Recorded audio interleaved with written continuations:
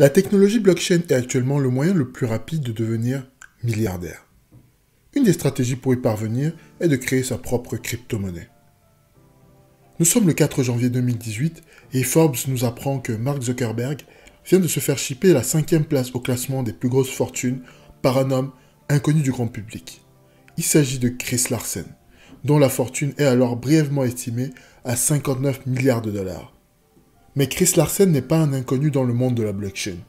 En effet, la crypto-monnaie qu'il a contribué à cofonder, le Ripple, est passée de 0,25 $ mi-décembre 2017 à 3,82 $ le 4 janvier 2018, soit une progression de 1428% en 3 semaines et de 58 669% en un an.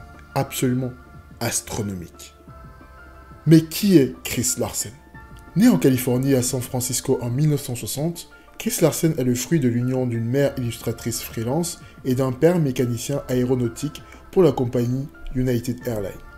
Il intègre l'université de San Francisco, d'où il sort avec une licence en gestion et comptabilité en 1984.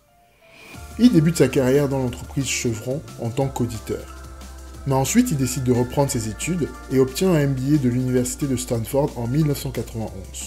Dès 1990, il travaille pour une entreprise spécialisée sur les prêts hypothécaires à Palo Alto, en Californie.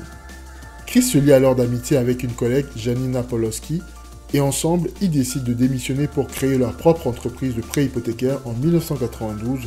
C'est la naissance de Elon. En 1996, ils décident de concentrer leurs efforts sur une technologie naissante à très fort potentiel, j'ai nommé Internet. Mais à l'époque, personne n'y croit. Il faut dire qu'envisager de faire des crédits immobiliers en ligne en 1996 relève quasiment de la science-fiction.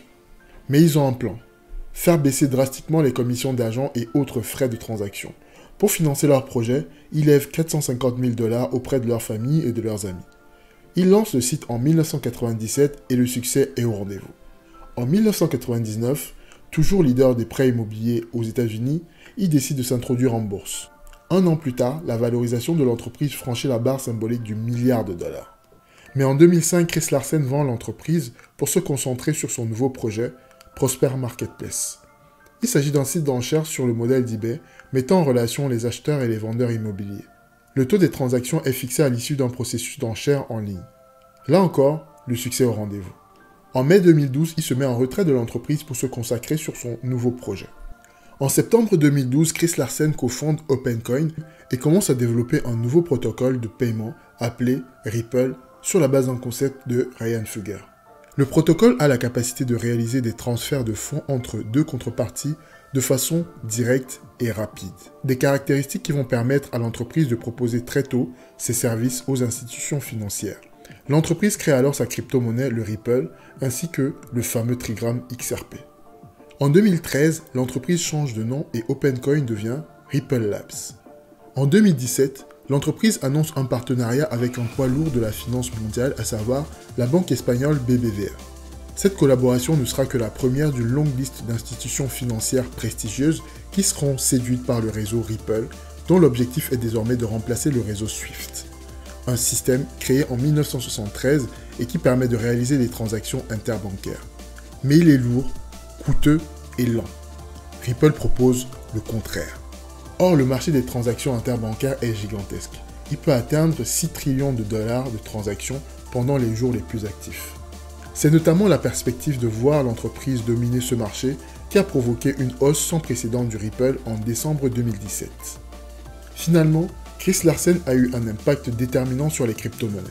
En effet, contrairement à la majorité de la communauté blockchain, il a compris très tôt qu'il ne fallait pas travailler contre les gouvernements, mais avec les autorités. Une démarche qui a permis à son entreprise d'avoir accès aux grandes banques, favorisant de fait l'acceptation de la technologie blockchain auprès des acteurs institutionnels. Il n'aura fallu que 5 ans à Chris Larsen entre 2012 et 2017 pour devenir milliardaire grâce au Ripple. Si vous avez aimé cette vidéo, n'hésitez pas à liker, à partager et à vous abonner à la chaîne en activant la cloche de notification. Pour en savoir plus sur la blockchain, n'hésitez pas à cliquer sur le lien en dessous de cette vidéo pour recevoir gratuitement dans votre boîte mail le meilleur cours du marché sur la technologie blockchain.